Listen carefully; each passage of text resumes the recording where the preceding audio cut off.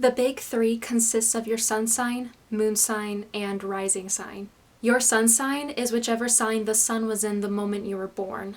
The sun stays in each zodiac sign for an entire month. This is the sign that people talk about whenever they ask someone what their zodiac sign is. Unless you were born on a cusp, you do not need to generate your whole birth chart to know what your sun sign is. To know what your sun sign is, just simply look up your date of birth. As a matter of fact, here you go. The sun in astrology represents one's general core characteristics. It's the essence that you emit on a day-to-day basis. So even though you also have other characteristics and influences derived from your other birth chart placements, at the end of the day, a big part of your identity comes from your sun sign. Your moon sign is whichever sign the moon was in the moment you were born. The moon stays in each zodiac sign typically 2 to 2.5 days a month. Now, because of that, it would help if you were to generate your whole birth chart to know what your moon sign is. To pull up your birth chart, you need to enter your exact date of birth, place of birth, and time of birth. The moon in astrology represents our emotional and vulnerable side. Depending on the sign it's in, it shows us how we process our feelings, and it also shows us how we express our concerns and worries, and it also shows what we want and need for emotional comfort. Your rising sign, also known as your ascendant, is nothing of a physical placement like the sun, the moon, or any of the planets. Your rising sign is simply the sign that was rising on the eastern horizon at the time of your birth. One's rising sign will always be located right here in this area of the birth chart. You will never find it anywhere else. The time in which the ascendant changes is unpredictable. Ignore the websites that say it changes every 2 hours. That is not true. So many sources will also say different answers as to how long certain signs will stick around in that area for. That is why I cannot stress enough how important it is to input your correct birth information when generating your chart, especially your time of birth. Moving on. The ascendant in astrology represents the outer personality. It represents our attitude, the way we come off to others, how we view the world around us, and it even helps give influence over our physical appearance. Astrologers often say your rising sign is the most influential of your big three because of those representations. That's why it's also recommended when reading weekly, monthly, and yearly astrology predictions that you check out the ones for your rising sign rather than your sun sign. However, this does not apply to everybody. Everybody is different when it comes to what they're influenced by more in their chart. So just observe and experiment. So there you have it. That is what we call the big three. To conclude this message, it is important to know and to understand that you will definitely not incorporate every single trait of the signs in your big three. It is not expected of you to possess every trait. We are all influenced by many different factors in our chart. So not all Pisces suns will be sensitive, not all Aries moons will be hot-headed, and not all Leo risings will be self-centered. With all of that in mind, let us all light a candle and enjoy the rest of the video. If you were born between July 23rd through August 22nd, congrats, you are a Leo. More specifically, a Leo sun.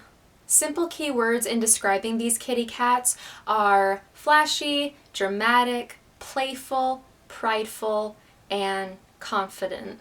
Just like Taurus, Leo is also a fixed sign. And once again, fixed signs are signs that are very much set in their own ways and are deeply rooted where they stand. Only difference is that Taurus is a fixed earth while Leo is a fixed fire. Fixed earth energy brings about solidity and steadiness, while fixed fire energy brings about somebody who prefers things to go their own way through their own creative means. Leos are very extroverted people. They hate being alone. Some people find it to be a blessing when they have total solitude. But with a Leo, their mind goes in the direction of, nobody likes me. And being liked is very important to them. They thrive in groups, they thrive in crowds, and that's because the more attention they receive, the better.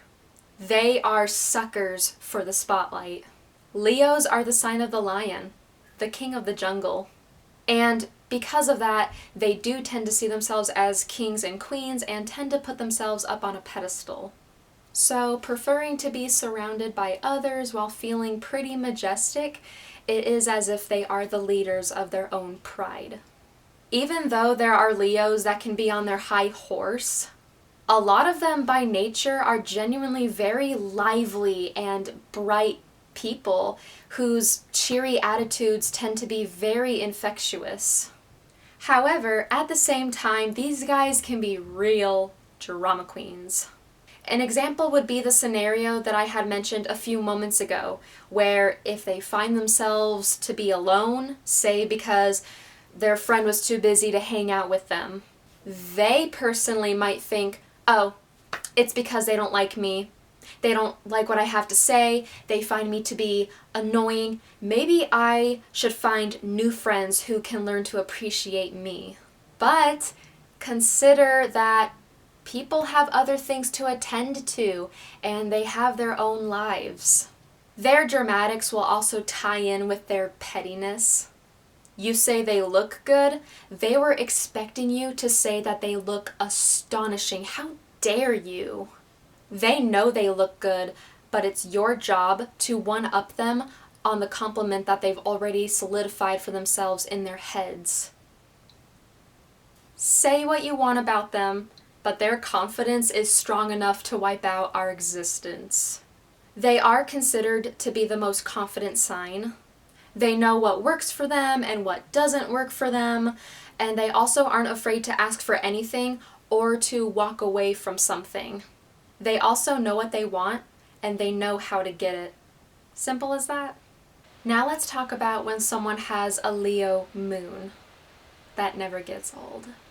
Leo moons are very creative individuals. They are all about theater and the arts. Broadway or music would certainly be a good setting for them, as those would be the two main positions where they would actually have an audience for them to show themselves off to. An example would be Hayley Williams from Paramore.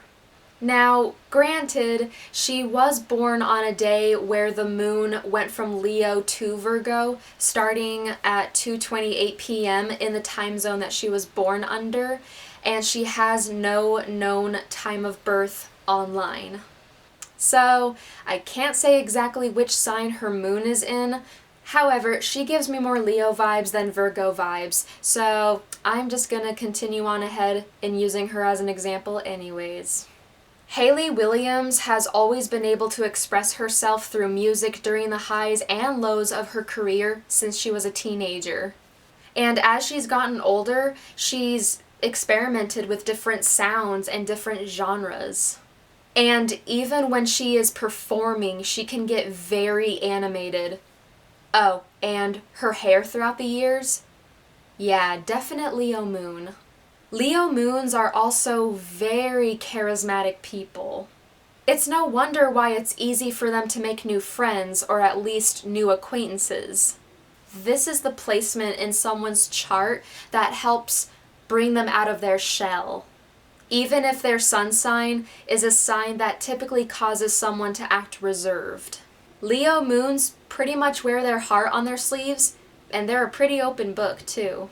Think of them as the person in high school who, while not being at the top of the social food chain, not the type to hang out with the popular kids, but was still the type of person to be pretty much known by everybody, and someone who people always had positive experiences with.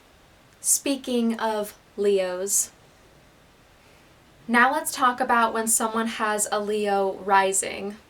Your rising sign is what helps show you your chart ruler. A chart ruler, or rulers, show us the theme or themes that reoccur most often in our lives, such as traveling, romance, home life, finances, career opportunities, etc., etc. Your chart ruler is based on what your rising sign's ruling planet is. So in that case, people who have a Leo rising have the sun as their chart ruler, meaning the energies that come from the sun help play part of a vital role in that person's life. There's more to it than that when it comes to chart rulers, but for now, we are keeping it simple. Also, just like with the moon, as mentioned in my previous video, I am very well aware that the sun is not a planet. But in the realm of astrology, the sun and moon are grouped in with the planets for convenience sake. So if you hear people talking about the planets in astrology, say for example, oh, these are my personal planets, these are this person's personal planets, the planets in astrology, etc., they are also grouping in the sun and the moon. Moving on. Getting straight to the point, these guys are quite vain. Leo risings tend to be all about their looks. They want everything on them to look perfect and exquisite, from the hair to the makeup to the clothes. I personally know someone that's a Leo rising, and she once told me that back when she was younger, she would always put lipstick on, even when doing outdoor activities such as hiking. To this day, she still glams herself up. These guys are also very forgiving people. They're not ones to stay mad for too long. Plus, grudges don't look good on them. They love people so much that it's not worth it to them in staying miffed or aggravated for too long. It comes back to that whole can't stand being alone ordeal. Leo risings tend to be most comfortable and at ease when they are surrounded by other people. Hard to believe, I know. They always see the good in people, and they try to shake off the crappy moments that they've just had with someone unpleasant as quickly as they can, just so that their vibes aren't thrown off. Like Aries, these guys also prefer to be the ones leading rather than following. However, the approach is different. Aries comes off as straightforward, sometimes brutally honest way, while Leo energy radiates friendliness and sunshine. This doesn't mean that they can't be overbearing. They can sometimes push their ideas a little too much onto others, rarely ever in an aggressive way. They're just too passionate sometimes. But because they naturally mingle very well with others, teamwork with them typically goes in a smooth and gratifying direction.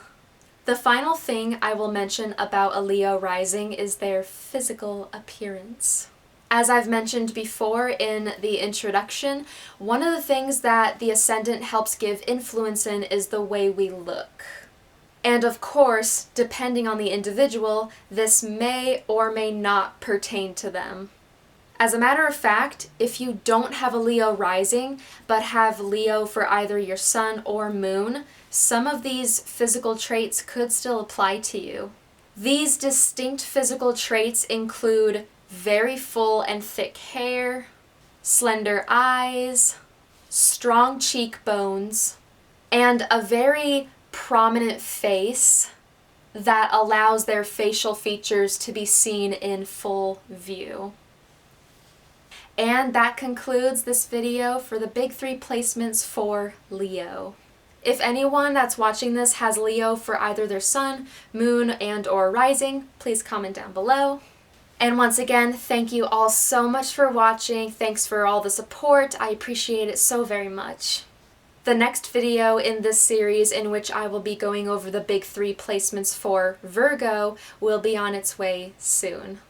If you are new to my channel and I somehow have made a lasting impression on you, then please hit the subscribe button.